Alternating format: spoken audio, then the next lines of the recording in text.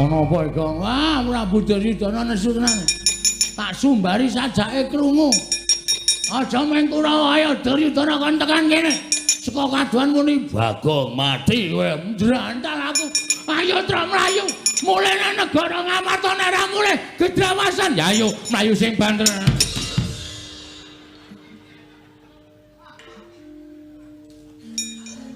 Ceniningan matamu. Mripatmu sing ceniningan. Iki sapa iki? Prabu Baladewa. Petro. Nggih. Mlayu-mlayu ngopo? Nun. Mlayu-mlayu ngopo? Mati kok. Wis pasrah wae. Mlayu rono ketemu Prabu Duryudana, mlayu nene ketemu Ketua Satpol PP. Muni apa kowe, Bagong? Muni apa? Manu mboten muni kok. Ora seru-seru kok nek mireng malah saya duka. Nyun mahapunten sinuwun mboten niat kula damel geger negari Mandaraka. Namung nyatanipun kula dipun warai. Petro. Nun, kowe wis tuwa. Nggih. Ponakan Bagong arep kaya ngono kuwi wis tuwa. Nggih. Niki dereng kas ditebaske kok sinuwun. Kowe kudune iso mikir, iki negarane sapa? Yen iki negarane Baladewa wae sakarepmu nggonmu gawe geger. Yen iki negara Ngamarta sakarepmu, jenatane kowe Ponokawan negara Ngamarta. Nggih. Ning iki Mandaraka, iki papan lenggaing Kanjeng Rama Prabu Salyapati. Kuwi pepunden. Nggih. Kok kowe gawe geger? Diwarai kok. Sing marai sapa? Kurawa ya, Gong. Ora ketoke. Gong tak antil lho kowe. Heeh, Kurawa. Kurawa ajeng mateni kula, ajeng mateni Petro. Terus nggih kula lawan sing jeneng menungsa. Kula niku menungsa sinuwun. Mundur. Iya. Ora gawe masalah meneh. Ora. Kula niku menungsa, selagine cacing niku pidak menungsa. Nika ngulet ora ngrasake lara ning butuh males. Ning mestine kowe kudu ngajeni karo Pursata Kurawa. Najan kula kuwi watak yang Kurawa Budi Candala. Ning Kurawa ki pepundenmu dhewe. Ngertos, ning kebangetan Kurawa le sumbar. Lho, kebangetan piye? Prabu Duryudana ngoyak kula, Bagong Petro. Ora bali titanana, sapa sing wani mepalangi karepe Prabu Duryudana? Mandaraka ki negaranku padha karo kae negarane wong tuaku. Wong tuaku Maratuwa Prabu Salya ki negarane Mandaraka. Mandaraka ki padha karo negarane Prabu Duryudana. Aja kok meng kowe. Sapa sing arep mewangi? Prabu Baladewa, Prabu Karna Kewangi, tandange Duryudana. Sing muni ngono sapa? Gong, ora gawe masalah kok. Tenang. Santai engko tak rampungane. Bagong, non. Sing muni ngono ya. Lho sinten meneh sinten Prabu mboten sinten Prabu Duryudana. Mbok yakin sumpah. Ora bakal lakone Prabu Duryudana wani nantang karo Natamadra Prabu Baladewa. Weh, nang bengi niki muni ngonten wae. Tak genahke karo Yai Prabu Duryudana.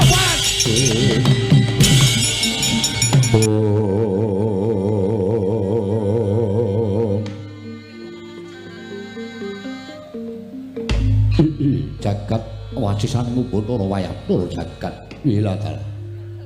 Gawe kaget ora panglingi kirak Petruk sowan ning negara Mandaraka lha kok janur gunung Kadingaren. Ponokawan sowan ning negara Mandaraka. Petruk padha raja sapraptanira Ponokawan. Nyuwun mangapunten nun amit pasang Kalimantabi tinebene ing lajane Dumawahing tawang tuwang sinuwun linepatna ing tulak manung. Lakar kaleresan kula abdi panjenengan pun Petruk. Nadyan awis-awis kula sowan wonten negari Mandaraka, namung dinten menika kula perlokaken sowan wonten negari Mandaraka. Kemareng kula ngaturaken sembah sumangga ping pangabekti kula kunjuk sinuwun. Iya. Wis ndak tumpah kaya bombong Tyas ingsun ora liwat pangestuning ingsun tanpa ana. Kula pundi nggo jimat paripin dayana ning kasantosan paring pangestu paduka wewahana kabagyaning gesang kula sinuwun. Ora antaraning kowe karo Bagong kok lete suwe men. Apa mangkate ora bareng? Sareng. Lah kok kowe wis sowan. Lecak Untara Bagong kok lagi sowan kuwi? kaya wong ora rukun, anake Semar padha-padha putra Semar kok ora rukun. Mboten, kula rukun tetepan. Tetep manunggal dados tunggal. Lah kok Bagong le sowan keri. Endi, Gong? Kleru anjungan sebelah ya aku. Ceniningan kok kowe ora. Bareng tekan ngono lho kok nyenyet aku. Kuwi sing negara Mandharaka to. Bagong Padhararja sak praptamu. Pengatunipun sinuwun Prabu Salya tansah pinayunganing kawidadan niring sambikala sowan kula tebih saking rubeda kepareng kula ngaturaken sembah sumungkeming pangabekti kula kunjuk sandha pepoda paduka. Jagat Dewa Bathara ngatasé Panakawan kok tembunge gawe marem. Mekaten inggih. Pangestuku Tampanana. Kula pundi nggo jimat paripe ndayanana ing kasantosan. Karepku nek sowan ngono kuwi lho Gong, ngomongane ora ting pletot, lancar, ketok nek anake Semar. Pangestumu wis sinau itu. Ha iya. Panakawan Bagong, Panakawan Petruk Padaraharja. Lho, sing dimatke aku sik ta, Tru. Pangestunipun Ndara Duryudana wilujeng bekti kula kunjuk, pangestunipun sinuwun Ngastina wilujeng bekti kula kunjuk sinuwun ya Petruk tak tampa.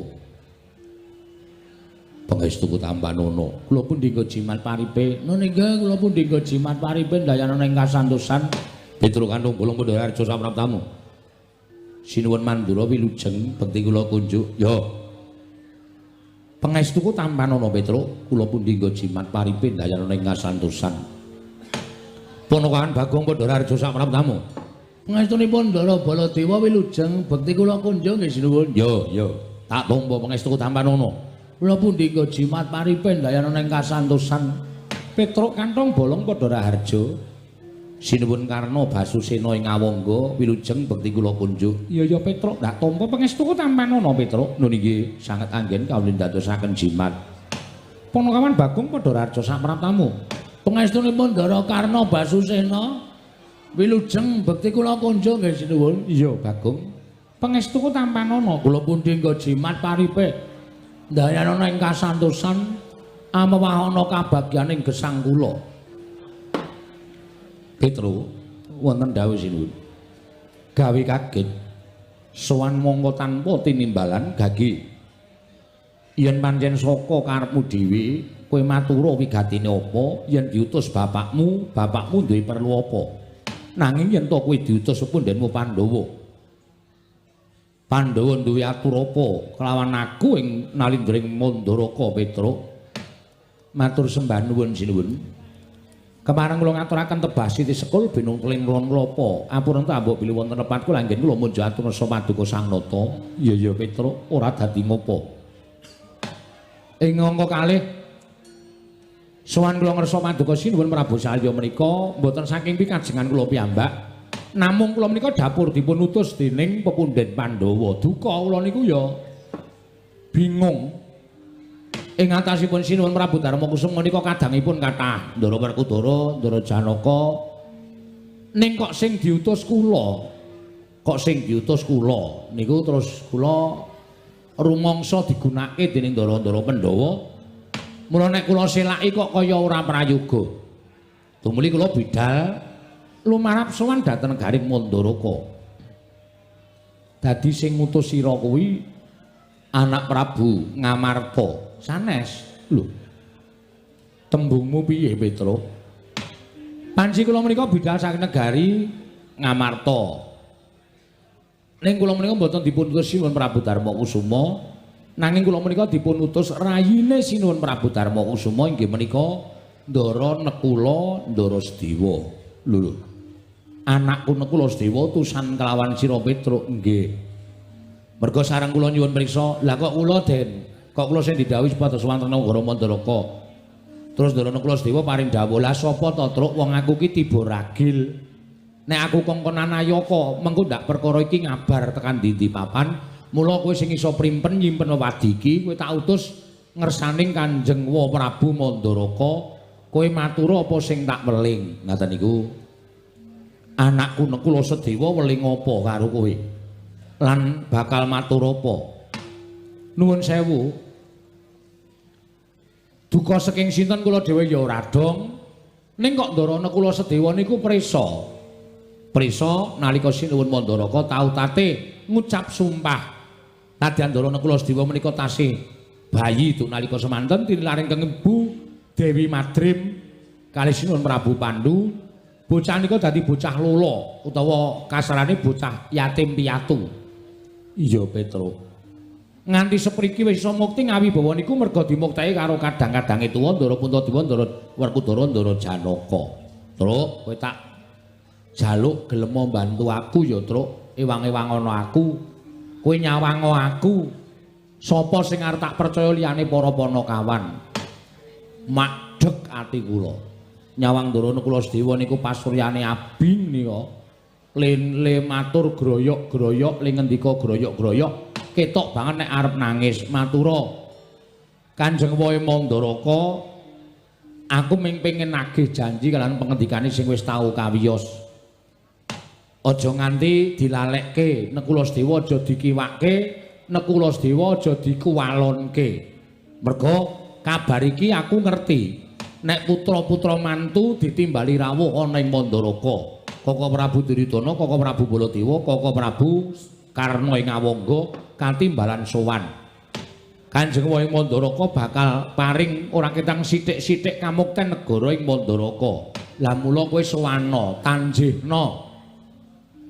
Tanjihna marang Sinuwun Prabu Mandaraka, Kanjeng Wae Prabu Mandaraka, kahanane kula Sedewa iki piye? Ngaten niku. Kula ya melas. Ning niki ya resiko. Mergo nek nganti mireng Ndara Werkudara Ndara Janaka Ndara Puntadewa panjenengan prisa ta watake Ndara Werkudara watake Ndara Janaka mesti duka. Wah. Nek kula ming mukti kok ngemis-ngemis kaya kakangne kuwi ora sembodo. Mesti ngoten niku. Janaka nggih ngoten niku wong loro Ndara Janaka suwe watake ngoten niku. Nek kula Sedewa ming arep mukti kok dadak njaluk Kanjeng Wae Mandaraka, apa kakang-kakangmu ra iso muktekke? Kowe tegese ngiyas karo kakang-kakangmu, ngilani dadane karo kakang-kakangmu. Ayo, yen kowe ora gelem manut karo wong tuwa, minggato aku ora sudi nyawang rerupanmu sing kaya ngono. Niku Ndara Janaka pambegane kaya ngoten niku. Mula niki aja nganti kawiyos dening sinten kemawon. Kula matur sinamipun Prabu Saryapati ing Mandaraka, kula nyuwun keterangan. Nek pun pikantuk keterangan kula ajeng wangsul ndara nek kula entuk pinten meter. Malah niki diweling sisan kon sak sertifikate ya ta, Kang. Heeh. Nek ora ngono ndak mung apus-apus tok saiki, nek ora mung nyata didelok.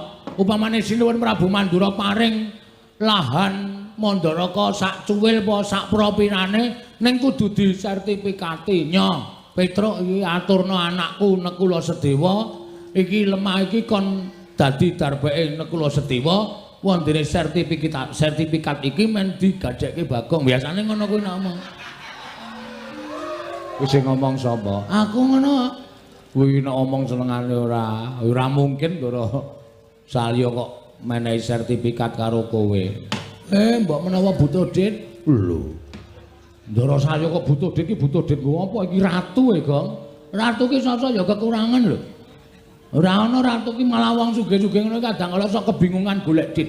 Nek kaya awake dhewe iki malah kepenak kere ngene wis ra gagas, waton iso gaglak wis penak uripe.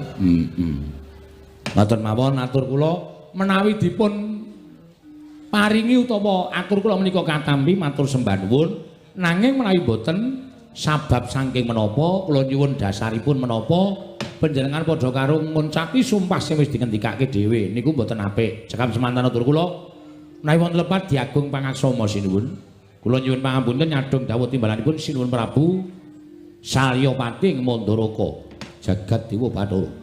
Ana Prabu Mandura wonten dawuh kawontenan kados mekaten menika kula nyuwun pertikelipun jenengan dewa anak Prabu Mandura ingkang kapitang anak kula mantu ingkang sepuh piyambak Rama menika margi ingkang langkung mrayogi gandeng samangkin kula Sedewa sampun utusan kalian Petruk kantong bolong kula aturi nglegani dhateng manahipun rayi kula kekalihipun kula Sedewa panjenengan paduka Kanjeng Rama kedah paring mboten ketang sekedhik inggih menika laladan negari Mandaraka sageta kinarya mukti kadang kula pun kula Sedewa.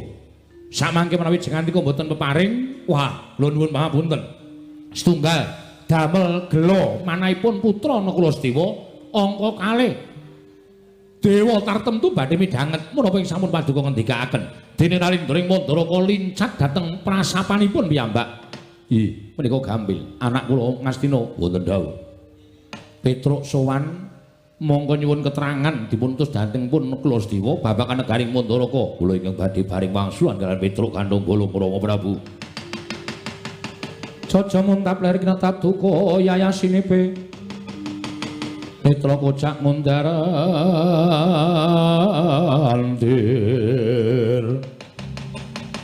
Hitep nyomangolon caka wadanane rombaranang ing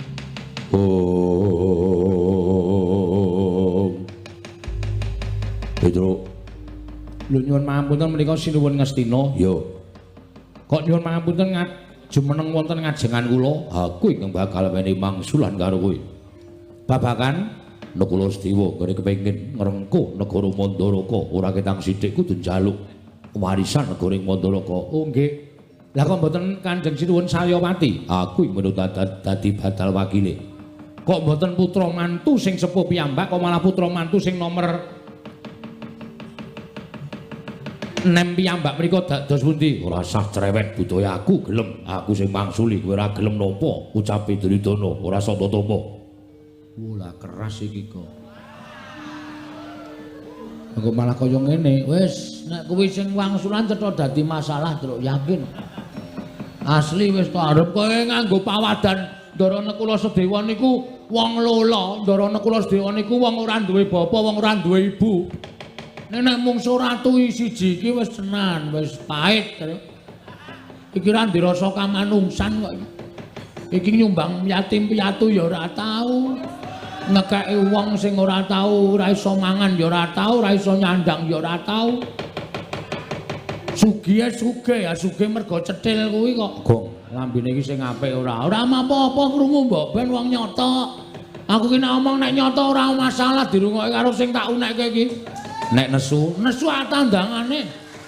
Tandangi piye? Maksude ya tak tandangane karo kowe barang. Lho kok karo aku barang iki piye aku ra wani kok. Wah, lah piye ya wis berarti aku rasa omongan. Ora rasa omongan ora Petruk. Nun. Aku ngejak guneman karo kowe. Nggih, kersanipun kowe bali. Bali pripun? Kondo karo Kula Sedewa. Kondo pripun? Yen to Kula Sedewa ora bakal entuk kahanan negara Mandaraka. Mergo kudu nyawang karang kahanane dheweke dudu putrane Nalindring Mandaraka angka loro dheweke amung putrane kadange Nalindring Mandaraka tegese ora entuk babagan negara ing Mandaraka. Mula kowe bali ora usah dadak wani karo Sinuwun Prabu Saryapati apa meneh kowe nyentulani rembuke Duryudana kowe bali. Kowe ora usah melu-melu perkara iki kowe bali ya. Oh nggih nek ngoten kula tak wangsul. Nyuwun pamit madal pasilan. Kula tak masuk ngartos Sinuwun Prabu utawa matur sanipun Ndarana Kula Sedewa nek napa sing digendikake Ndara Ngastina menika minangka batal wakile Sinuwun Prabu Saryapati. Yo. Yen Kula Sedewa ora trima ana adu arep karo Duryudana. Nun nggih nyuwun pamit Sinuwun sing ati-ati aja kaya bocah cilik.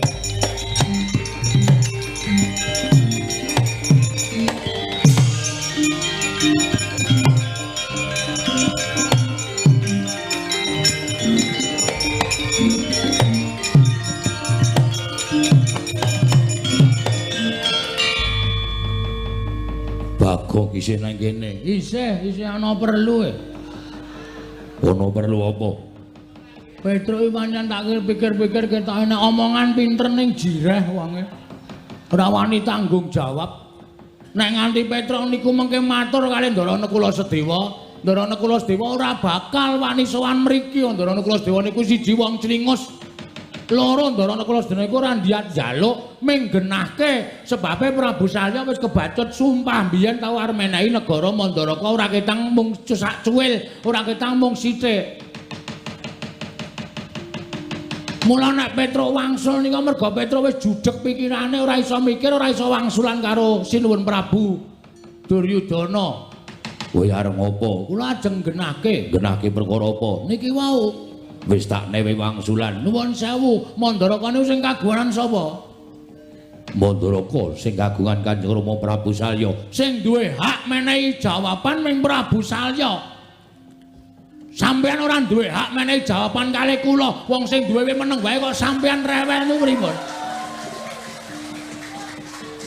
Lah, ketoke wong kaya ngene kok bener ngono lho.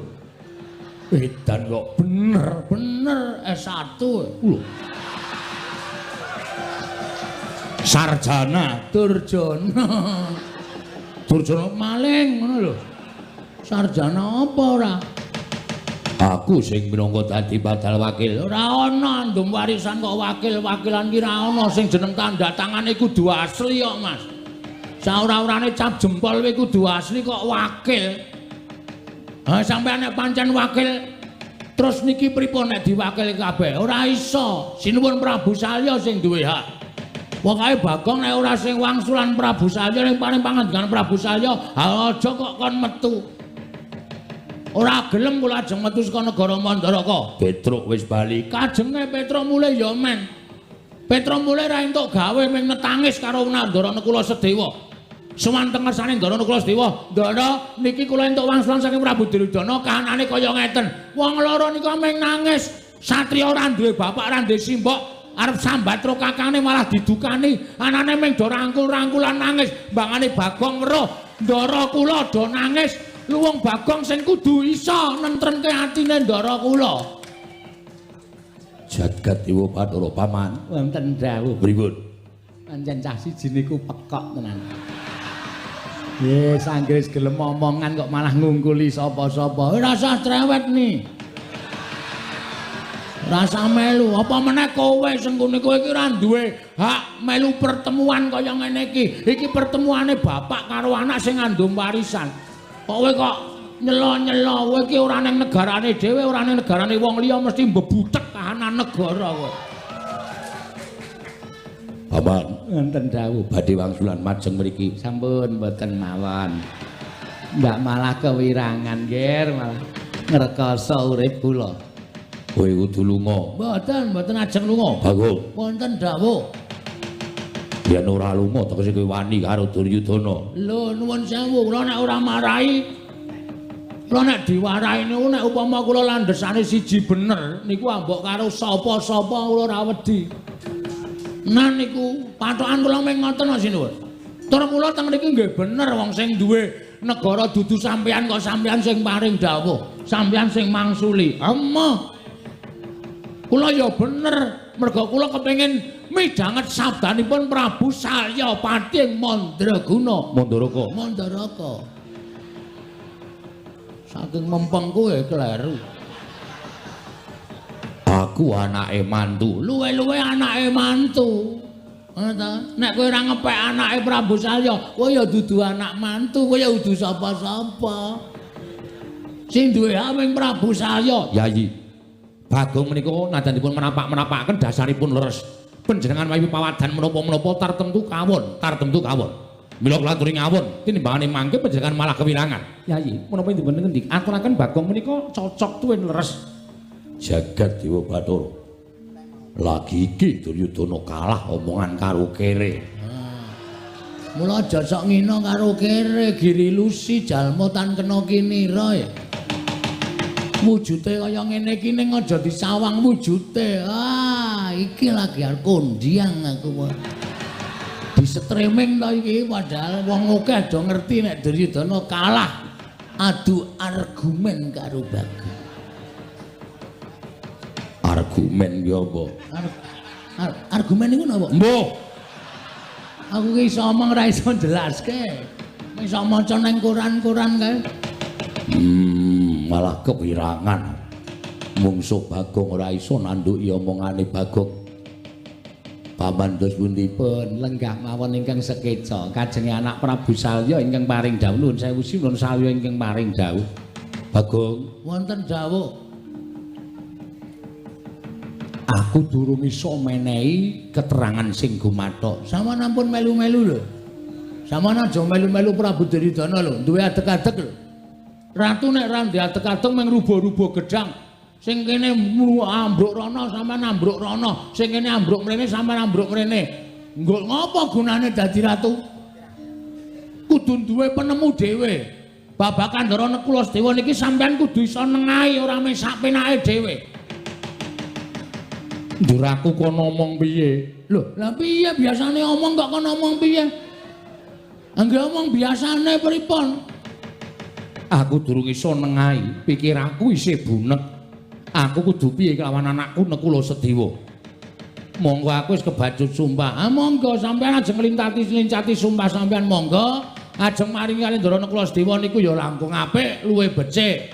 Bangane sampean ratu dunekke blendra-blendre kaya banyu tumumpang godhong sintik. Omongane ra iso digoceki. Nek cara kula malah isin. Ya wis. Yen ngene kowe mengko nusula Petruk nggih. Baliya ning kasatriyan Sawujajar Bumiratawu nggih.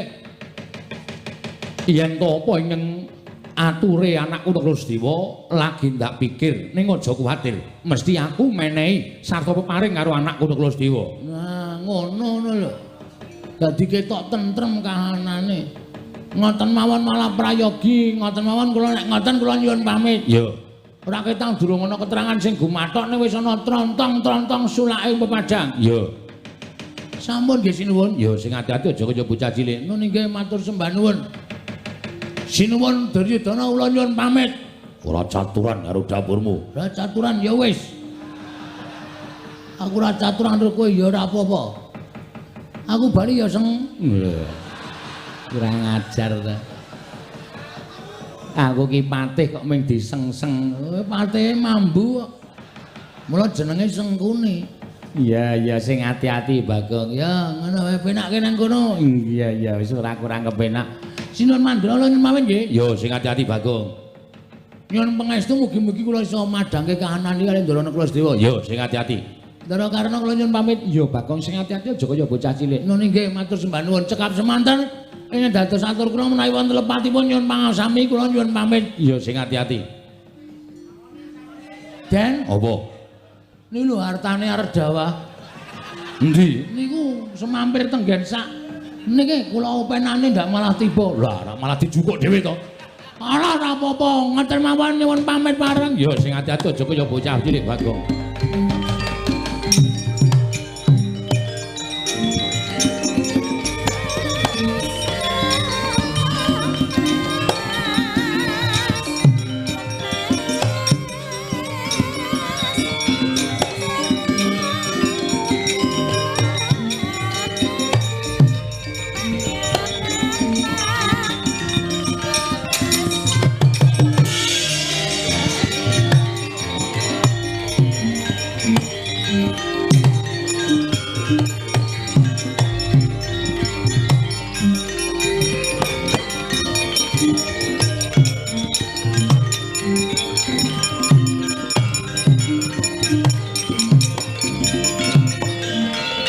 Astina Maha Prabu Duryudana alona ngandika alona ngandika dhuharine ingsun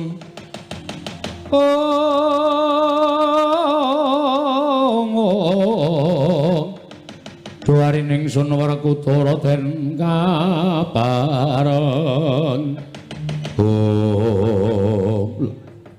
anak mantu ing Ngastina ketingal gorek lenggahipun tumuli majeng ngersanipun ing Rama ing Mandaraka. Nggih. Rama Prabu. Dinten samangke menawi panjenengan tasih pitados kaliyan ingkang putra ing Ngastina Duryudana lan kula menika saptasih dipun anggep putra mantu. Rampunganipun perkawis Nekulasedewa menika mugi kapasrahna wonten tanganipun ingkang putra ing Ngastina. Menawi boten paduka paringaken dhateng ingkang putra ing Ngastina babar pisan kula blakutang terus terang kula boten badhe nampi negari Mandaraka nadyan namung sapro dikanggo kalih.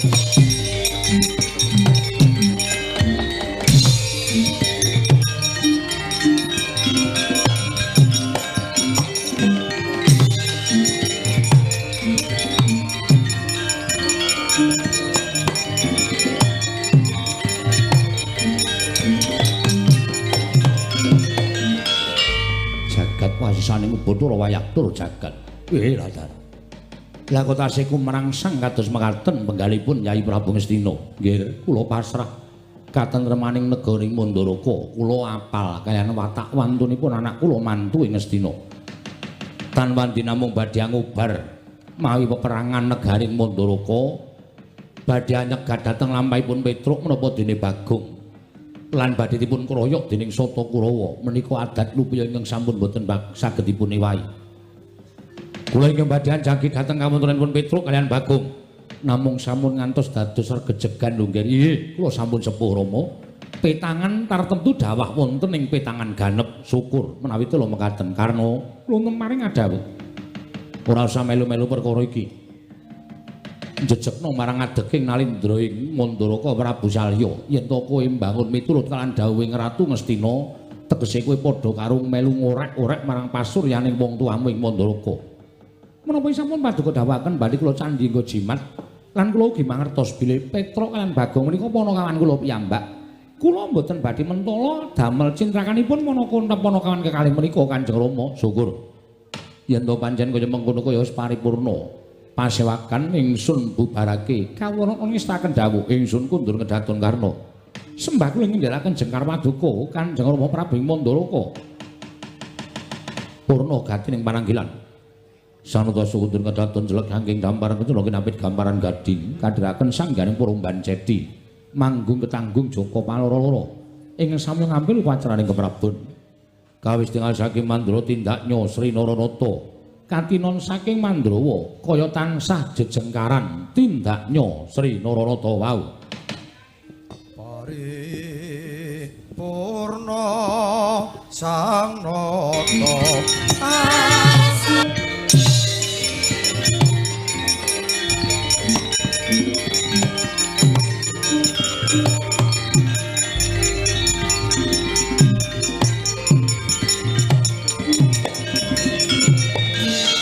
Kajarian putra lamun kawekasan yeka wisanggeni maya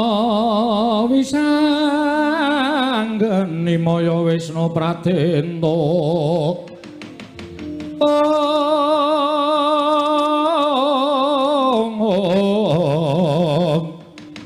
wisanggeni maya Wisnu Pratenta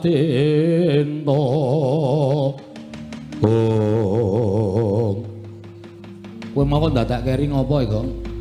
Aku iki wong ketoke berpendidikan ning goblok. Goblok piye?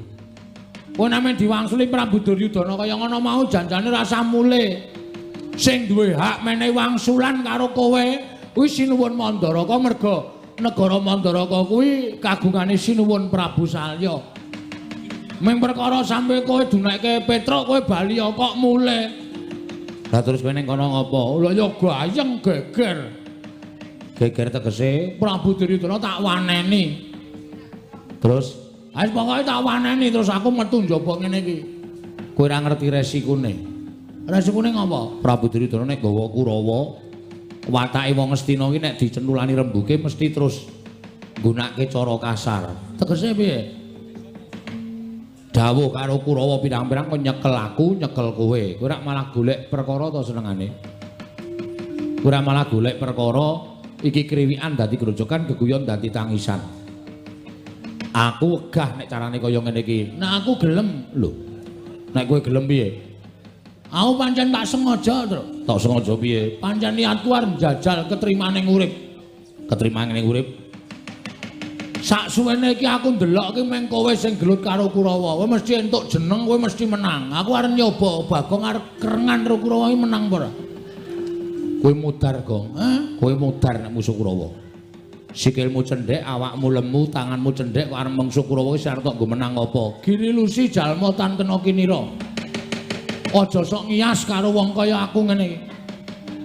Asli aku nek wis muni ngene iki ora kena dipenggak karo sapa-sapa. Wani tanpa aku kowe minggat to rasane gak ilang aku. Ora tok ewangi ra masalah aku. Mune nganti bengok-bengok njaluk tulung aku titenono. Walah wis to. Aku wis sadar wong urip ning alam padang ki mung ngantri modar. Dadi mati saiki ya apik, mati sesuk ya monggo kersaning sing gawe urip. Ning sirku aku mbelani Raden Nekula Sedewa. Kae cah lolo, kae cah ora duwe bapa, ora duwe ibu. kae cah wajib dibelani.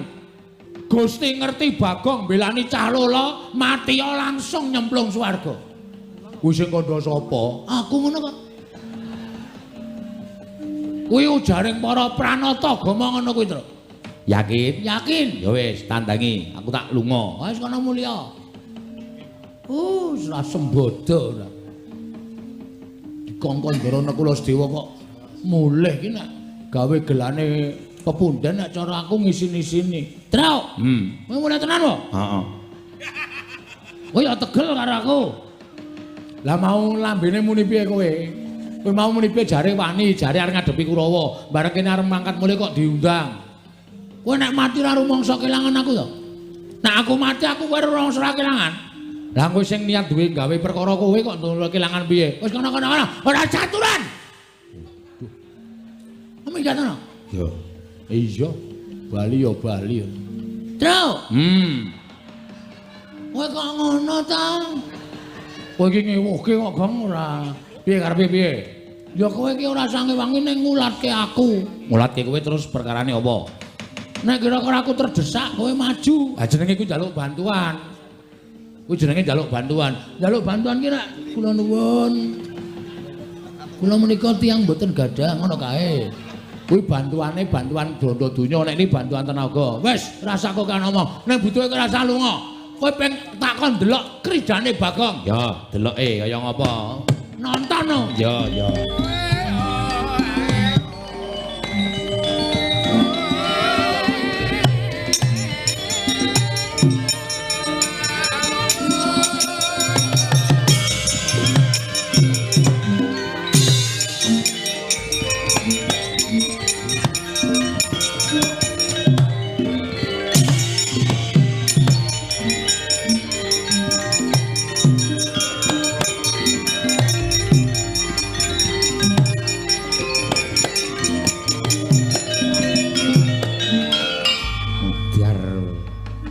Sing teko ora ming siji ning loro sisan. Iki kok ora kaya biasane ta iki? Ora kaya biasane piye? Biasane iki ming siji, iki kok loro sisan. Ha wis kuwi bejamu tandang ngono. Wis ge omong-omongan. Ora lunga lho. Ora. Bagong. Nggih, Ndara. Ndara Kartomarma. Iya. Sing wingking Ndara Satama. Iya, Bagong. Kok do mripate do abang? Kok kaya nanggur? Ora. Kok nanggur wae putra nata ing ngombe-ombene anggur. Ketake kaya mendem ngono lho. Ora. Ning aku nesu karo kowe. Nesu piye? Kowe wani karo Sinuwun Ngastina, ya apa ora?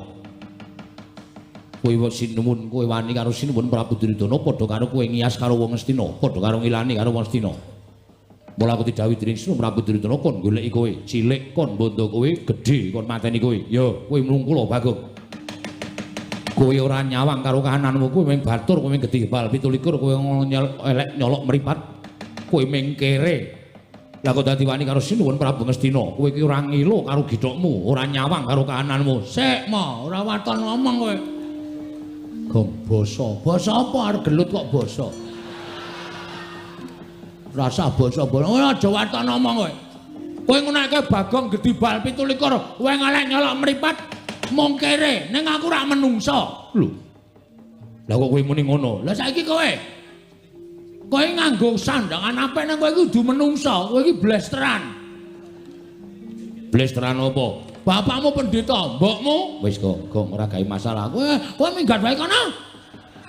Malah ngegol-goli kowe iki. Kono minggat kono. Kowe ketoke menungso ning jane kowe iki blesteran, kowe iki anak durna, mbokmu jaran. Lho, kok kowe iso ngomong kaya ngono? Wah, lah aku ngerti sejarahmu kok. Biyen dek kowe resepsi, bapakmu resepsi pernikahan karo mbokmu ya aku mangkat. Dadi aku ngerti kahananmu. Wis asa tama jata teruske, kowe nek karo Bagong malah kewirangan. Perkara iki piye? Kowe bali apa ora? Bali nang ndi? Bali nang negara Ngamarta kandha karo Kulasedewa, yen ora bakal entuk sithik wae negara Ngamarta. Aku gelem bali, nek wis gemlundung sirahe Bagong. Mudhar tenan kowe wis tak tinggal kok. Tru. glundung sirahe Bagong. Wani karo kartomanmu. Sing tak wedeni awakmu. Ora minggat kok kene ditenono. Tak krubut loro tak tugel gulungmu mapano kendara dene aku Bagong. Weh, ayo buktikan kowe apa aku sing tekaning pati. Kowe iso mateni Bagong bumi langit tanggep. Iki merganing patimu. Pangga tak ayoni legane atimu.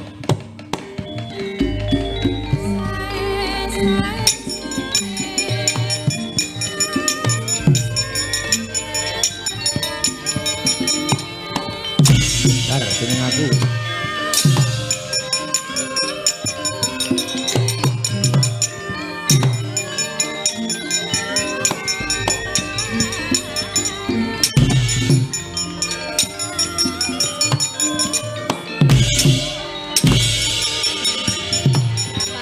Aseme tanganku ra ketok e. Truk.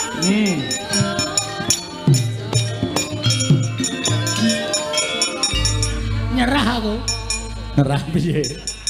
Biasane nek do perang aku delok wayang kae. Mbok ndelok kowe barang Ya wayang kok dadak delok wayang. Karena tangane ngene iki kono langsung gletak ngono. Iki mah aku ngene iki ra keneng. wong tanganmu cupet kok. Terus piye? Kowe bae. Lah, rak tenan to. Sembodo ora. Aku tak leren. Urung apa-apa kok Leren. Aku tak ngematke saka kadohan. Iya. Kono kowe sing perang. Ra urung ya aku sing temandang kok. Kowe nglelang nek perang wis bola-bali ketemu karo Kurawa menang terus e. Ayo aku kok ya. Heeh. Lakon apa wae anggere Petruk ketemu Kurawa kok iso menang ya terus kok nglelang ya. Ayo anak Semar iki geleng dhewe aku. Awake dawa dhewe, tangane dawa dhewe. Wis gak mangkat tak matke engko tak foto. Iya. Kene HP-mu. Ngece kowe. Dume HP ku ora ono kamerane kowe ngece. Ora duwe ya? Ora. Yo nganggo phone aku. Oh iya. Mbok kirimke aku. Nek ngirimke liwat ngendi? HP-mu meng 3310 kok. Ya engko dikirimke di after ya, Gong. Hah? Di after terus kirimke aku. Tak pajange nang apa ruang tamu nek aku pas gelut. Oh ya, ya engko tak afdreke. Ya, nonton bae kowe. Heeh.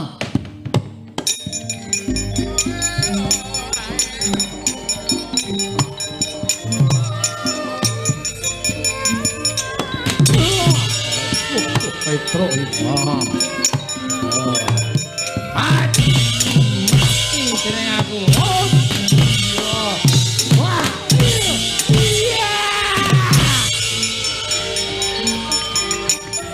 Wah, edan tandange. Mriki, Den.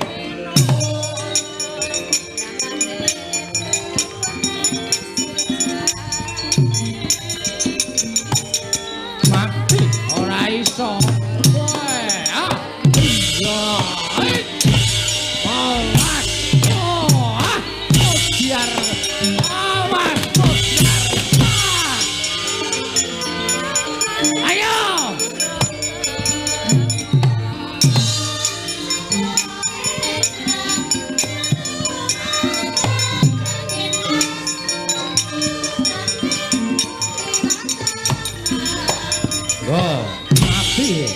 Apa-apa ora apa-apa mati we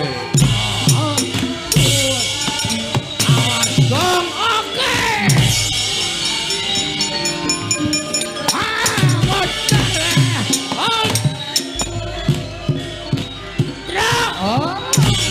ora tekan tangane we lemah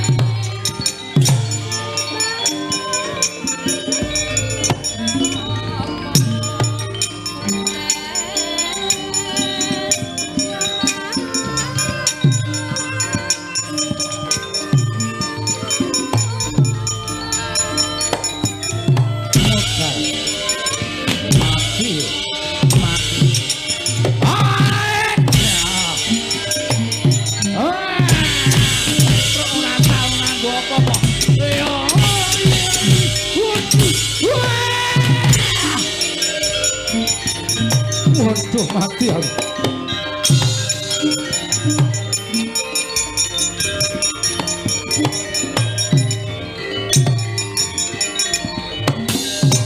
Mati aku. Trocok tumbak. Ora lakon mati derajat topo barat.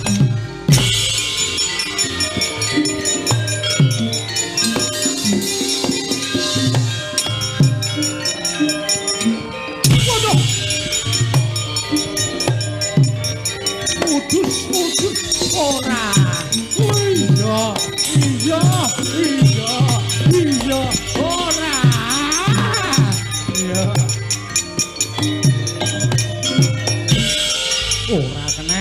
Ora keneng. Ayo,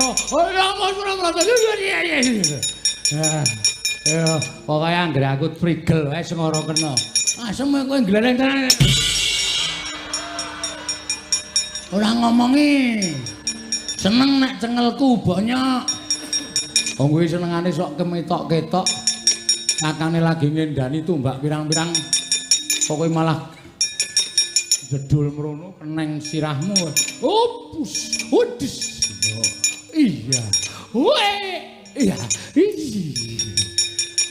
Alah dene nderekke Ndara Janaka pirang-pirang taun. Ndara Janaka kuwi nek ngendani panah pintere ora sama-sama. Aku meso dadak mencolot Ndara Janaka ki ming-ming ngene iki sit ngono ki. Panah ora kena, Gong. Heeh, Bang. Aku ya kerep sok ming ngono kuwi. Panahe ya ora kena, dompete ora kecekel. Kowe tuman nek ngono ki, udus.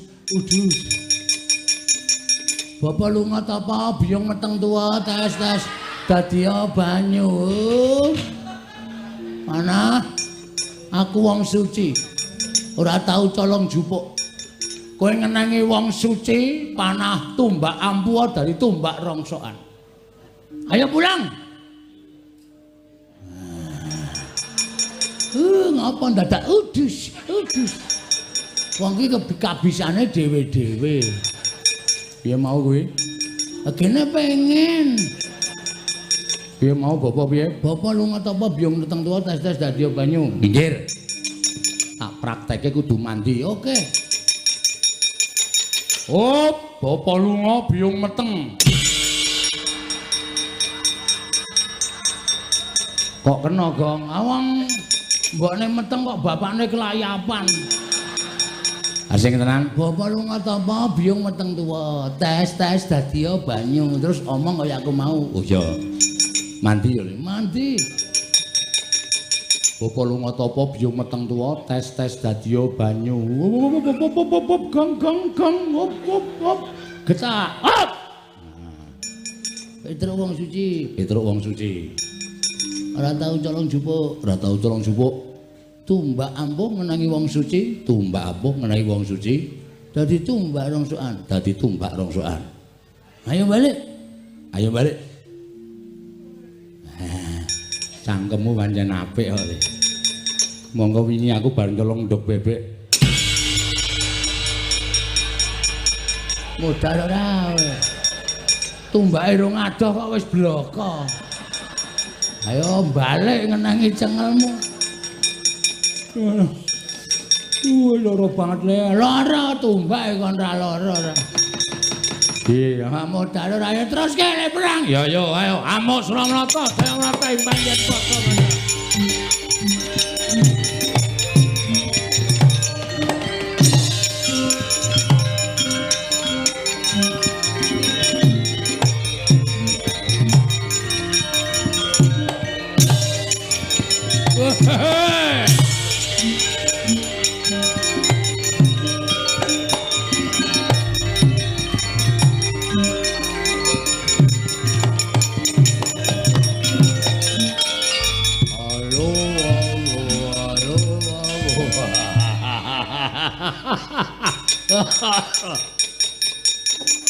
Petro nggih, Ndara Dursasana ya. Gleleng kowe. Ngundurke Kurawa pirang-pirang. Trondolo. Saman mriki ajeng napa? Nglabrak dapurmu. Nglabrak kula ya. Bondo kula mestine ora mung kowe Bagong sing baku bondo. Ora ngilo kowe mung derajate kere kok wani karo Koko Prabu Duryudana. Jeleh nyawang gelaring jagat, jeleh nyawang seming rembulan jaluk mati meruput kowe le. Ayo, kaya baku sing tekaning pati. Manut. Kula yo arep sampeyan sik kula yo trima. Weh, lah wani semaur. Wani wae. Ming semaur kok ora wani. Neng kene temtokke. Kula napa sampeyan sing bakal tekaning pati? Nggo, ayo. Waduh, aku kok malah mak tratap. Barang digetak genti rasane sir-siran. Mula wong niku aja sok bengok sura. Aja sok bengok-bengok. Niku ngetokke kepribadiane wong. Nek bengok-bengokne wong iku ora ngerti unggah-ungguh, ora ngerti tata krama ya sampeyan niku sing dadi nyatane. Ayo, kowe apa aku sing tekani mati? Oh iya, kowe apa aku sing tekani mati? Oh manut. Nggo, mangan tem sik. Ngopo iki? Mangan tem sik. Sampeyan pepunden kok kula njunjung karo sampeyan, mangan tem sik ya. Kowe ra kendel tenan saiki, kendel wae. Oh. Mburi wae piye nya, ayo. Nggon dodo wae nya, ayo. Padhake ora. Nya. Ngopo iki? Tulung dicukurke rambutku. Bagong edan ora.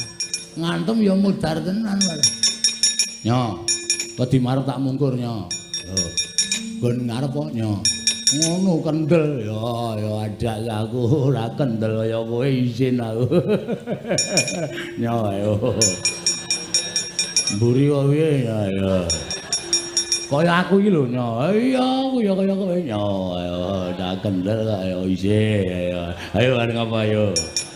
Mburi wae nya. Mburi ya mburi nya. Pajake ya. Oh tuh.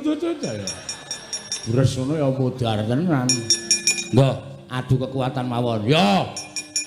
Ping pindho-pindho manut, ping telu-telu manut. Iya, nya. Pecah siramu, mang pecah. Nek iso mecah sirahe Petruk matur nuwun. Petruk wis kesuwen urip ning donya. Ya guys. Mati kowe. Iso mateni Petruk kula matur nuwun, yakin sumpah kowe. Mudar tenan. Iya, ge wis.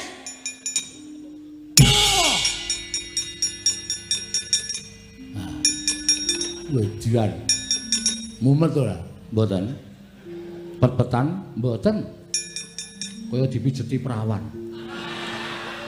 Waduh apure diantem kaya pijeti perawan. Sekali lagi. Wah, iya. Pecah tenan saiki. Mang pecah. Sing gleleng Mas. Wah, mboten tenan. Ngene iki jenenge adu kekuatan. Rasa ndadak dupak pisan ngelekar percuma. Yo kene. Lho iki dikapake iki. Lho gentenan. Mau janjine ra gentenan kok. Napa sampean ora isin diprisani piye ismene akeh kok. Ora gelem gentenan ndombatin. Wah, Dursasana iki jebulna jireh. Dursasana iki kadang nata ning wah jireh. Apa ora isin? Isin. Isin yo kene. Yo. Halo, mutar tenan iki. Yo, ngati-ati. Yo. Wingi bar tak nggo ngantem sirah sapi iso pecah dadi papat. Wah, cangkeme kuwi jenenge ngedeg-degi kaya ngono kuwi. Wong ming wong ngomong kok omong iki jenenge ngedonke mungsuh. Ora kena ya ngono kuwi. Ya wis rasa omong. Ya ora nggo omong terus bres ngono. Nggih. Semelah. Oh, kuwi ndonga barang. Apa-apa ki nek diwiti saka semelah kuwi apik wong Jawa. Ya wis. Ya. Mit nggih. Ya.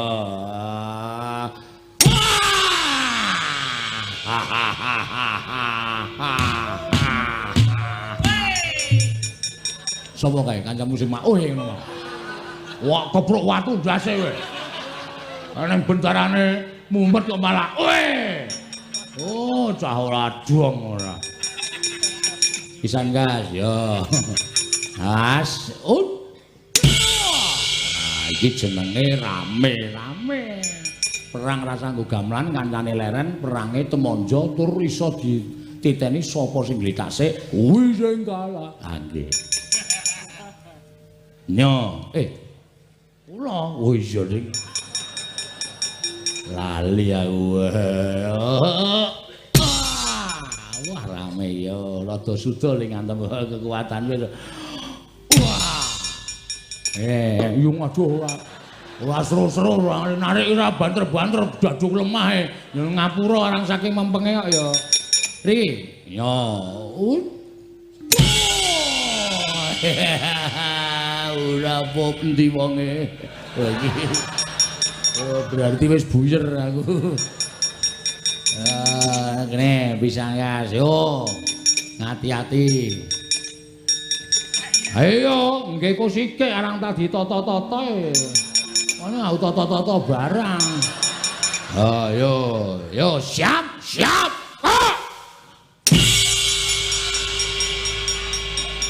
Kok entuk bendone ndi? Iki nyeleh bakul degane. Lho bakul degan ora modiar kowe. Nek ora dipisan Bagong. Dur. Kok ngletaki piye? Wong ngampuh kok ngletak. Yo, wis pindho lho, Truk. Wis pindho kentenan aku. Matane. Lek kok lek dengkulmu atos ora. Ora ngematke Petruk apa sengkune.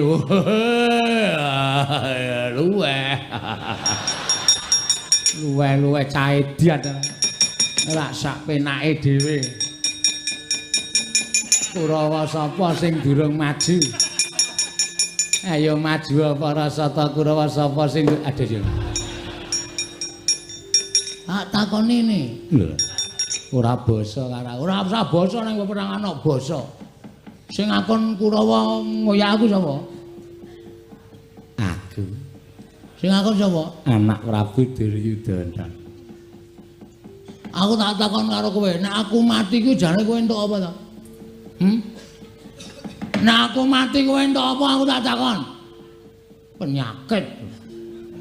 Menungso ra tatanan. Wong nek jurapure kaya bekicot. Bekicot. Bekicot. Lecek kae. Kaya wangun-wanguno. Aja meng Kurawani. Ayo, amuk Suramarata, Jamarata.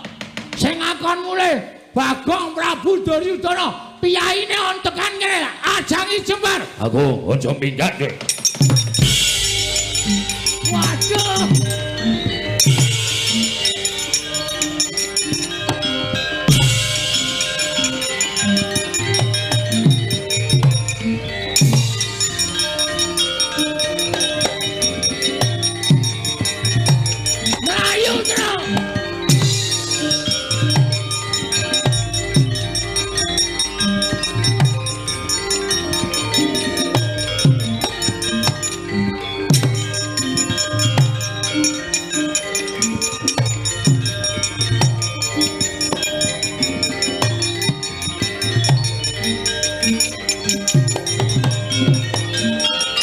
Apa iki? Wah, Prabu Duryudana nesu tenan. Tak sumbari sajake krungu. Aja meng Kurawa, ayo Duryudana kon tekan kene. Saka kaduan muni Bagong mati kowe ndrantal aku. Ayo Tru mlayu. Mulih nang negara Ngamarta nek ora mulih gedrawasan. Ya ayo mlayu sing banter.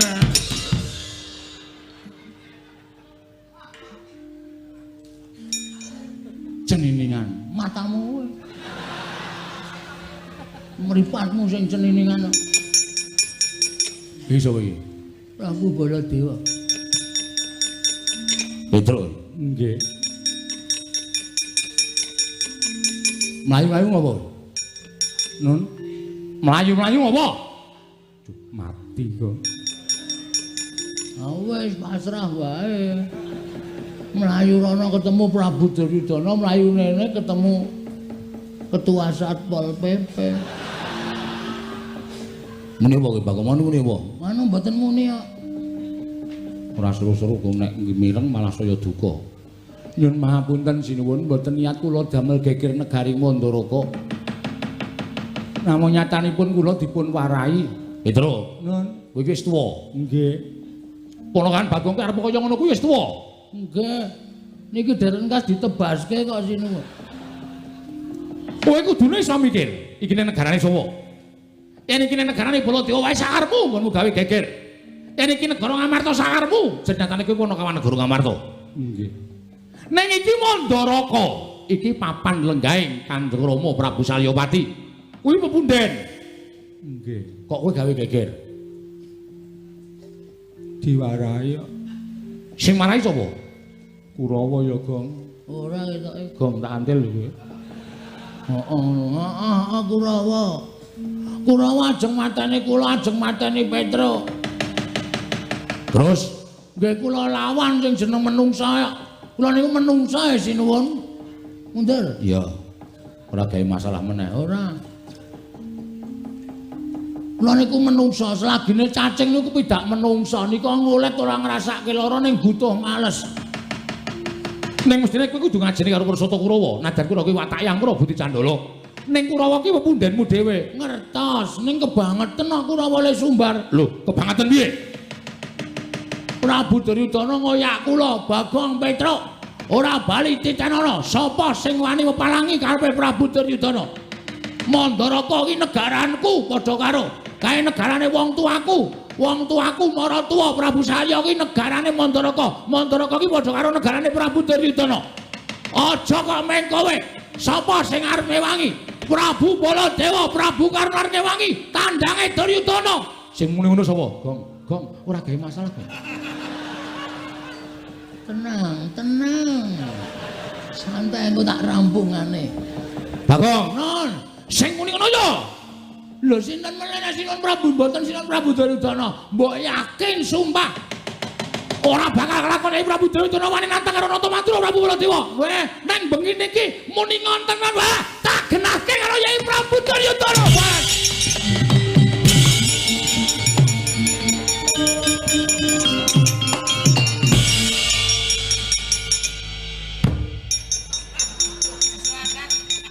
Kowe ngapa ya? Aku ki jane ra seneng karo kowe. Kowe kok gawe masalah meneh iki ngapa? Kowe butuh slamet ora? butuh. Nek butuh slamet carane ngono kuwi. Memanfaatkan Prabu Duryudana. Kuwi jenenge tumbak cucukan. Ora masalah. Sing penting slamet. Ha iki ngene gegere mengko nek nganti Sinuwun Mandura kae engko ki nggenahke karo Prabu Duryudana. Yai. Wonten dawuh. Ora usah praktekan. Kok tak kira nek nyeluk aku yai. Iki aku ngomongke kono kok. Yai, Menapa paduka ngendika nantang kalian karo kowe Mandura. terus Prabu Duryudana sinten ingkang sanjang? Bagong. Kula mboten matur napa-napa. Wah, Bagong. Ngedu Baladewa karo Duryudana menungsa kaya ngono. Nggawa nenggala mudhar. Kuwi rencanane sapa kaya ngono kuwi? Ketoke ngono kuwi, Gong. Wes manut dalange wae ora usah gawe lakon to. Iki sing lakoke iki. Lho. Kowe iki mung wayang dilakoke iki, rasa tok gawe acara to. Slamet. Aku kok iso ngomongke slamet. Aku wis ngentukke detuke banget dite iki. Mesti mbelani aku. Nggih Mas Eno nggih? Heeh. Andani ngayal kok kowe. Santai wae rasa kuwatir. Cah ediane kaya ngono lah.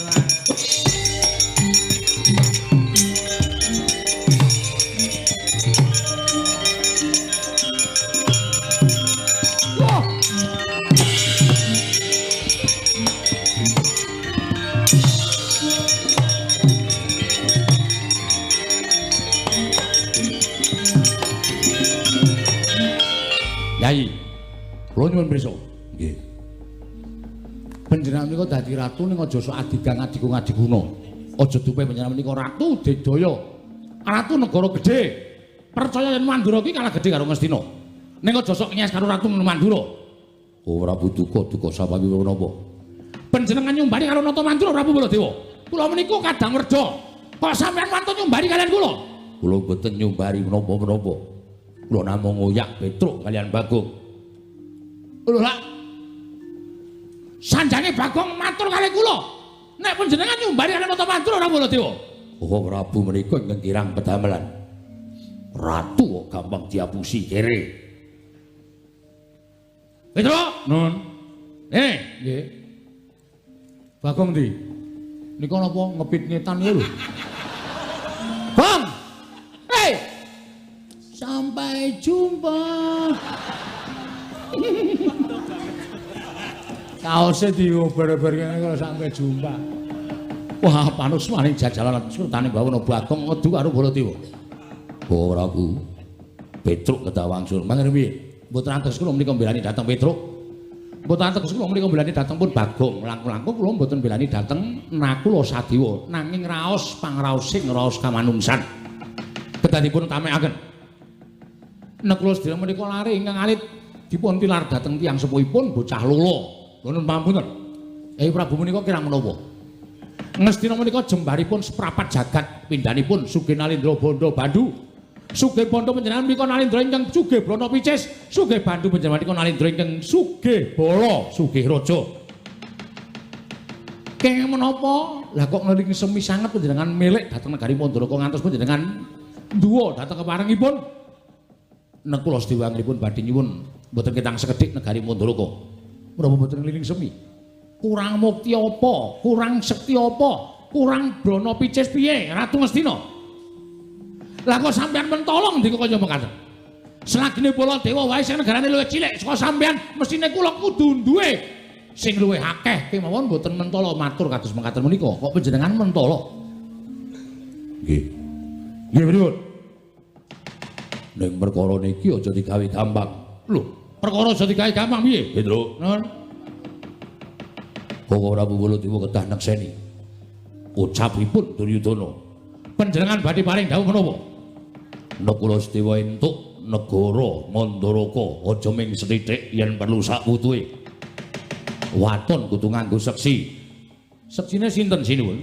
Aku butuh seksi ya kuwi wong tuane Nekula Sedewa, Paman Pandu, Bibi Madrim. Kudu iso tedhak ana ing Madyapada.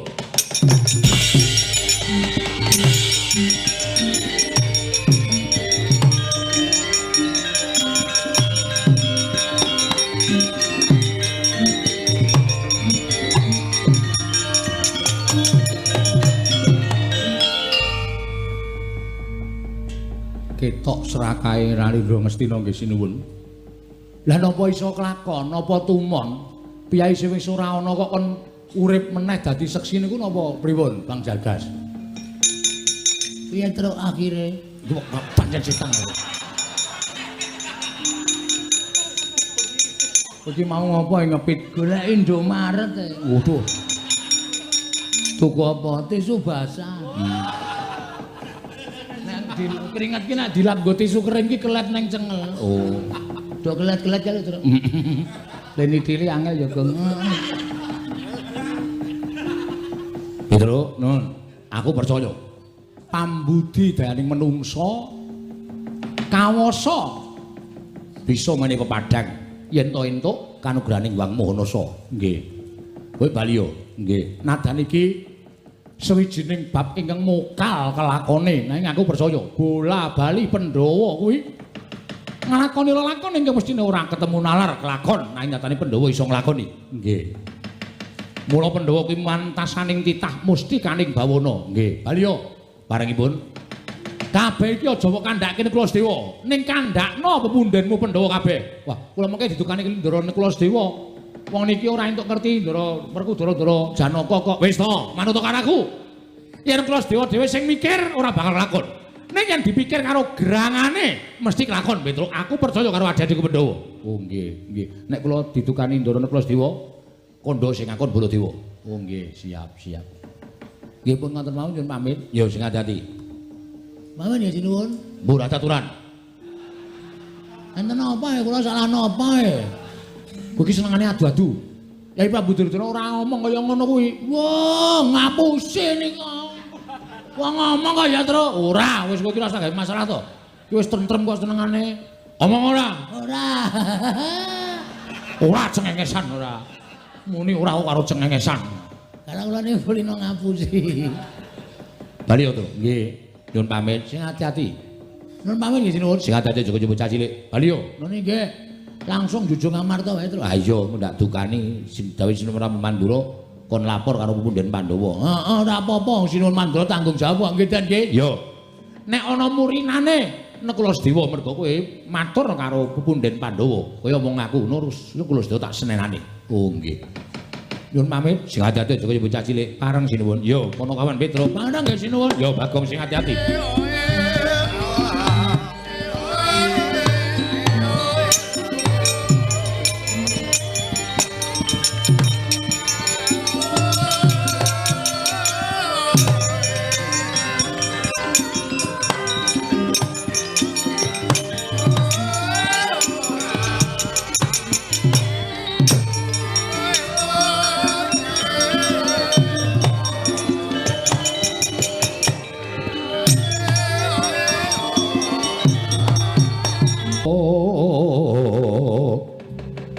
leng-leng lalu mangulati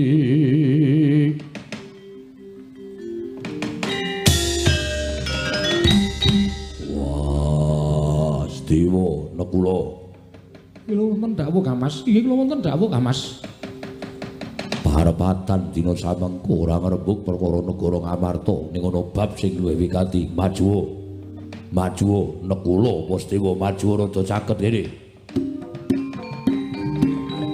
panglenging yo mangung kong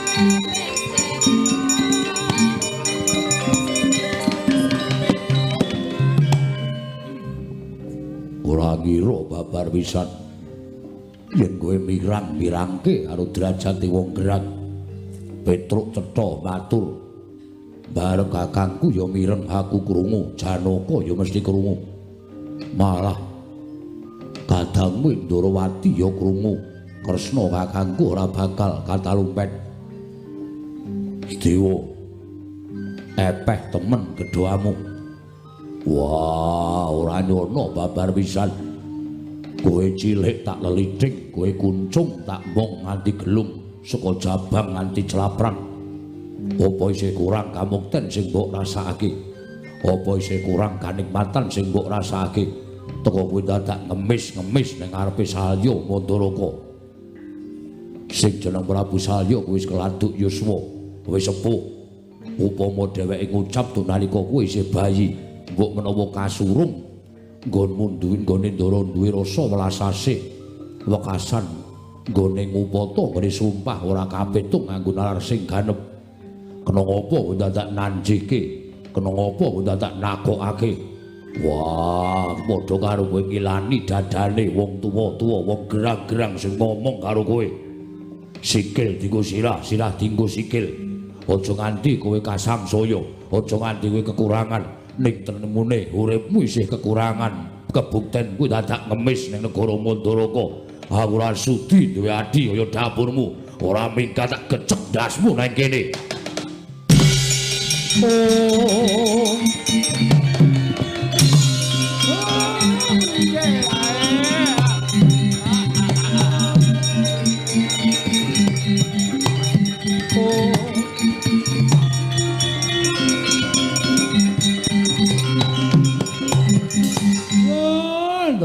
Kudara niku mesti ngoten.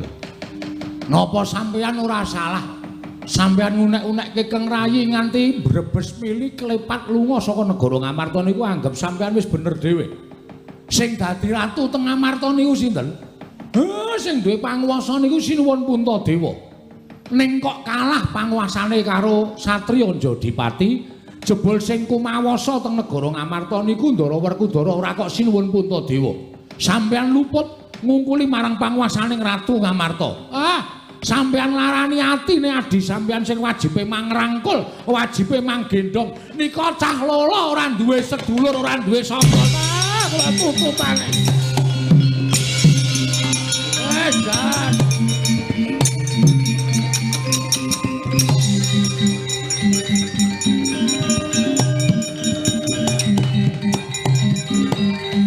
Dara, apa? Kowe kok ora pisan ora pindho mesti kaya ngono to. Kabeh lakon ki ra iso ditimbang, dipetung nganggo nalar sing ganep. Lah coba aku tak takon karo kowe nek nganti kagol kogelan atine Sedewa. Mutung atine adimu lanang, wekasan ora gelem bali nang negara Ngamarta piye? Ora bali yo ben. Wah, nyelek kutis. Nembung mrono-mrono njaluk kamukten apa gerangane ora iso menehi kamukten karo bocah wingi sore. Ning tembungmu ora kaya ngono kuwi, ora usah dadak mulang karo aku. Lho. Ora mulang karo kowe piye? Yen ngono kowe wis ora kena dielekke karo Nata Ndrawati. Ya wis nek ora kena dielekke ya wis. Aku wis ora bakal omong apa-apa karo kowe. Wangune kowe wis dadi wong pinter, wangune wis dadi wong limat, wangune wis dadi wong ora ana sing ngembari marang panguwasaning Werkudara. Ya ngono apa piye? Ya ora. Lho kuwi senengane kaya ngono Arjuna. Punten jauh. Diawat-awati adimu Werkudara aja negake Sedewa. Yo.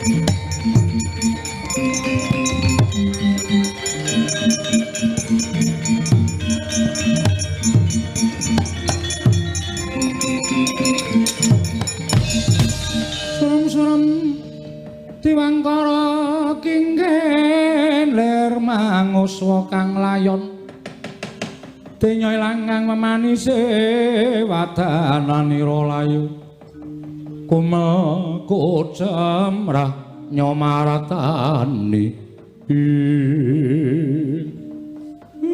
kula nyuwun ngapunten nggih Den merga saka cangkeme Petruk sing tanpa nganggo petung sampeyan kudu nglakoni lelakon sing kaya ngoten iki kula nyuwun ngapura. Sesuk meneh nek diweling daramu ki ora srogal. Ora sak penake dhewe. Kanan kedadian kaya ngene iki nek ora saka cangkemmu ora bakal lakon. Wong kok kulina sembrono. Gong, kok aku ya, Gong? Padahal sing ojo-ojoki kowe lho. Aku kan ming ojo-ojoki. Aku kan ra ngopo-ngopo. Nggih, nek dahanan kaya ngene iki ya rasakno. Rasana. Mau diutus daramu Sedewa ndarana kula aja omong sapa-sapa. Lah kok dadi lekmu matur nang negara. Ngamarta, kowe iki gerangan randi utek. Ngamarta ki Lenggandara Janaka, Ndara Werkudara, Ndara Puntadewa, Ndara Kresna ngerti nek kakang-kakangne kae wong kau ora seneng nek adi-adine do ngemis kamukten nang endi-endi kok kowe cangkemmu muni ngono. Kowe mau ora wis tak elekke ta, Tru? Ora sembrono namo. Kowe ngeyel kok kandhane. Kanane dadi kaya ngene iki, merga kowe. Kowe iki wong tuane kaya ora ndek utek. Iya, terusna. Wah, nggih ana kesempatan malah sak ajar kowe. Malah arep aku barang sentok. Apa jenenge, Pak? Embuh. Arep arani werna-werna. Mesake Ndara Sedewa, ya mir. Heeh. Mama bapake nganti sirah dienggo sikil dienggo sirah. Meng merga Ndara ki wah kowe ki kebangetan. Terusna, Gong, terusna ora apa-apa. Wong ki ngunduh wohing pakarti sapa nandur bakale ngunduh tak tebaske. Oh demit ya. Ora arep tak unduh, mateng langsung tak undangke bakul. Sengara ngunduh. Den sabar. Ora ana dalan sing prayoga Kyai Semar kudu mung dolek dalaning pati. Ampun tremongan kaya ngoten niku. Mboten apik.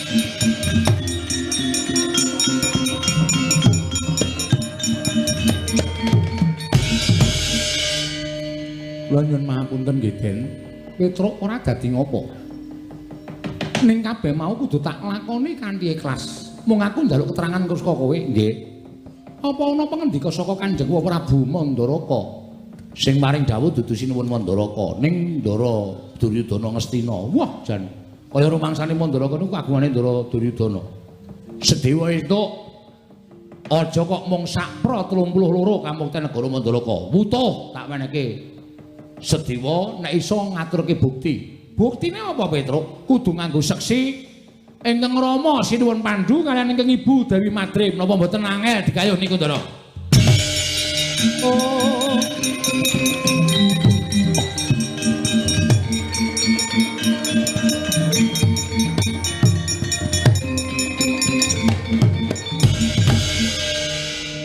Kakang Semar piye coba? Aku kok nglakoni lakon sing kaya ngene. Ah.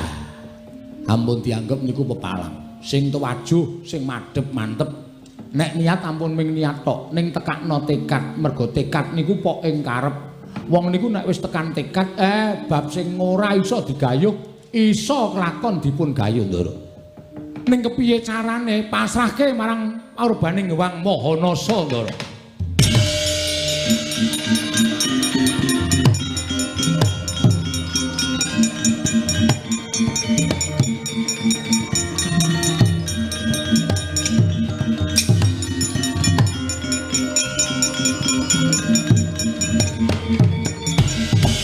Gunjang gancing langit kelap-lapaton lirkin saking risang mawe gandrung. Nuwun sewu, menika teka wonten piyai sepuh ingkang nyandang cara kabrahmanan panjenengan sinten? Raden, kula menika sanes Brahmana. Namung kula menika wujuding Demang saking Pandan Surat, nami kula pun Demang Sukma Lenggana. Sukma Lenggana inggih. Ingkang ajeng menika sinten? Ingkang ajeng menika semah kula. Oh, menika ingkang garwa kasinggihan mekaten. Nuwun sewu Raden, kok wonten margi tawang-tawang tangis menika wonten menapa? Panjenengan sinten? Kula won Raden Sedewa, kula menika Wragil Pandhawa. Inggih krana sampun boten nggadahi pengajeng-ajeng tumrap gesang kula. Kula sampun dipun tundhung dening kadang-kadang kula para Pandhawa miwah kula ugi mboten kasembadan nyadong kamukten saking tiyang sepuh kula Nalendring Mandaraka. Mongko Nalendring Mandaraka tiyang sepuh kula menika Kanjeng Prabu Salya menika sampun nate prastya bilih badhe maringaken kamukten dhateng pun kula kaliyan kadang kula sepuh pun Kakang Mas Nakula. Nanging jebul pinanggihipun kedah wonten seksi, dene seksinipun menika tiyang sepuh kula Prabu Pandhu kaliyan Dewi Madrim ing sampun boten wonten. Lah rak mokal kelampahanipun. Sinten den? Kakang Semarityana Demang ingkang wis keladuk yuswa karo garwane merpeki karo aku. Sing pundi? Lah kuwi sing tuwa kuwi. Sing sepuh nika napa? Iya Kakang Semar.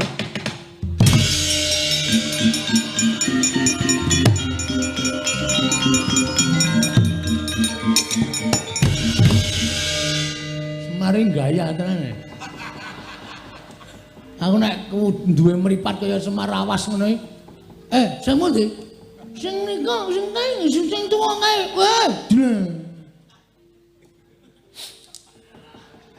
Kurang ajar to Bagong. Barang sing wedok di ngono. Mambu parfume aku seneng itu. Bayang aku wis werna-werna. Kula kedah kados pundi? Nuwun sewu. Sakmenika ngaten, kula menika nglampahi tapa ngrami. Kula menika kepengin gadah momongan Raden. Syarat srana ingkang dipun dawuhaken Prabu Salya ing Mandaraka lumantar Nalendra Ngastina menika dipun tampi kemawon. Lho, dipun tampi dos pundi? Menika angel badhe dipun lampahi. Jer tiyang sepuh kula sampun boten wonten, ibu kula sampun boten wonten. Kula menika tiyang lolo Kiai Demang. Menawi panjenengan kula rengkuh dados anak kula pripun? Lho. Dipun angkat dados putra inggih. Rak ya cocok to Nyai. Patobat kula remen. Pri Demang kula remen. Laranipun bagus dasare ya isih enom. Kakang Semar piye? Manggelem. Ampun moh, gelem lho. Gelem Ndara.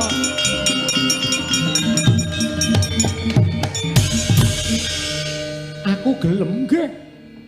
Mang Purun. Lho, dasarmu apa? Kula ora arep ngomong akeh-akeh, pokoke nek sampean manut Semar, manut, mang gelem. Semar iki nggo utek. Gong, kuwi karo bapak kok.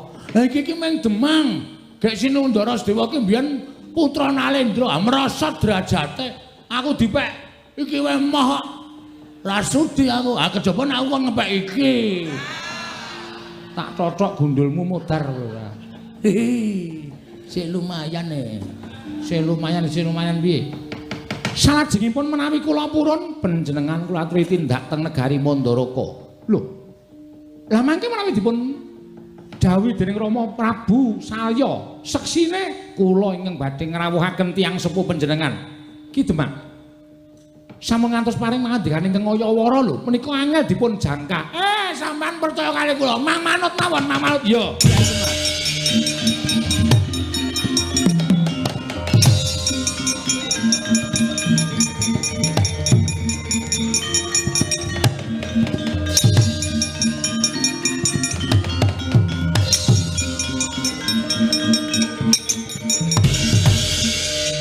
jane Petruk kuwi badut ora. Wong lanang, wong tuwa ngadeg wis ora jejeg kok dijongkongke. Jane sapa ya, Pak? Mbok dibisiki. Kok bapak kok semangat banget? Mangpurun, mangpurun. Iki wong tuwa ora tau gelem ngasah paningal batin ya ngono kuwi. Kupingmu ndi? Ha iya, Pak. Kotor banget. Kowe guys dikandani, ngandani kok dadak nyawang kuping lho.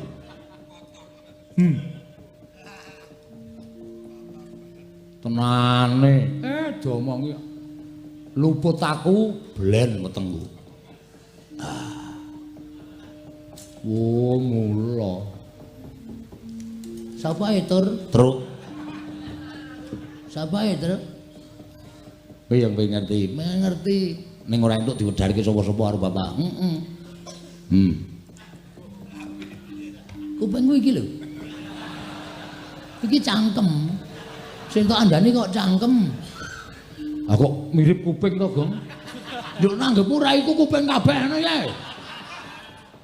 Ya ora.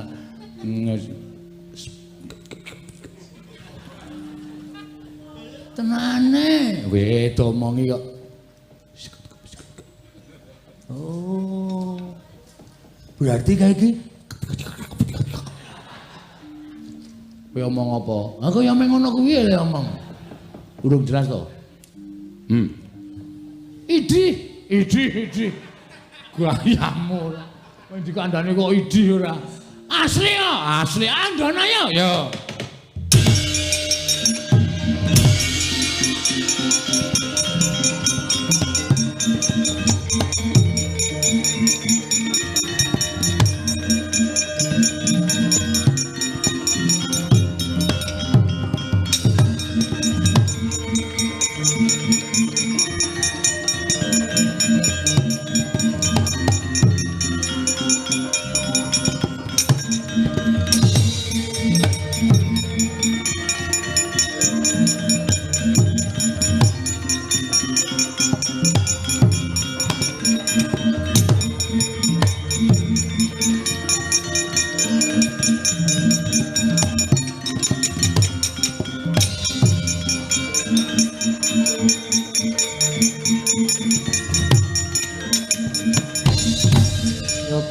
Saking godha sang kala-kala yen amutusa sang Sri anakku nggih anakku Sedewa Badararja sak praptamu kula pinayungan ing Suka Basuki wa kepareng kula ngaturaken sembah pangabekti kula kunjuk wa ya tak tampa gawe gedhening atiku ora liwat pangestu ning wong tuamu Tampanono kula pun dinggo jimat paripe gayana ning ngasantosan lha iki sapa ana wong wadon karo wong tuwa.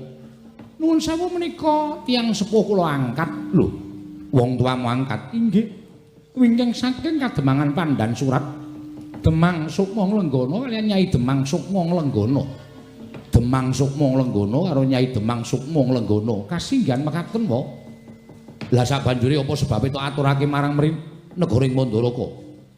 Menika badhe dados seksi anggen Paduka Kanjeng Prabu Mantraka Prabu Duryudana sampun kepareng nyuwun seksi inggih menika tiyang sepuh kula aja ngawu gawar ngawur dudu kuwi sing tak karepake ning cetha ucape Duryudana kowe bakal nampa ora mung sak perangan negara Mandaraka ning sesuk kukupen negara Mandaraka nggonen mukti karo kakangmu Nekula yen kowe iso ngaturake seksi ya kuwi mbokmu sing wis ora ana Dewi Madrim karo bapakmu sing wis mapan ana ing alam pamancat Paman Prabu Pandhu kudu iso rawuh ana ing negara ing Mandaraka yen ora iso ora bakal nampa kamu teng negara ing Mandaraka kuwi penjaluke Duryudana Aja mbok abusi nganggo menungso keleleran sing tok anggap wong tuamu angkat ora sudi nampa. Mangke riyen to, nggih, mangke riyen sabar.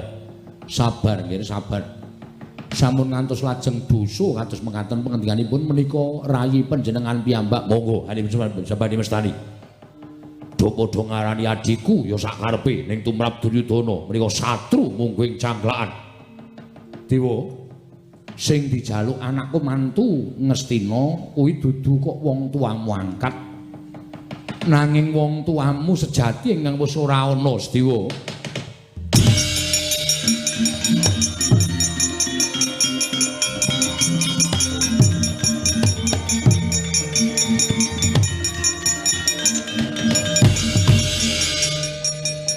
Deston temen ing atasipun Narendra ing Mandaraka Sinuwun Prabu saya teka mboten saged ningali kanthi paningal batit. Kula aturi mas paosaken dhateng kula. Kula aturi mas paosaken dhateng kula. Ginakaken permana jati sampun ngantos ginakaken netra lair. Koko Prabu. Oh.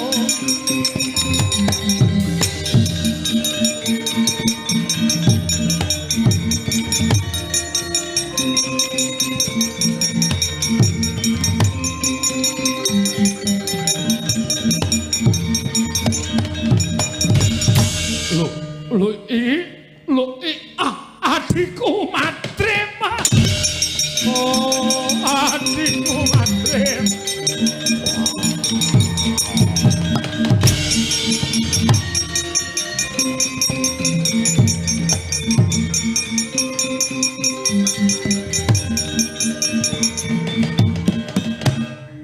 Madrim mati ya. Kaya sinamber gelap rasaku. Ingkang mestine Sedewa ora iso nindakake lakon iki. Lah kok kowe weruh, kowe krungu sambate anakmu. Madrim. Kula titip anak kula. Kula titip daging setampel getih setetes dhateng jengandika Kakang Mas Narasoma Koko Prabu Salyapati. Madrim mati. Oh, Dewa.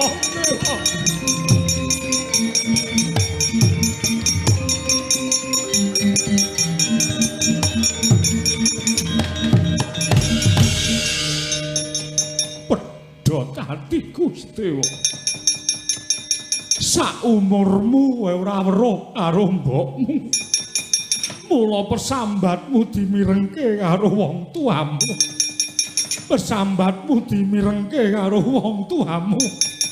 Anak Prabu Mandura.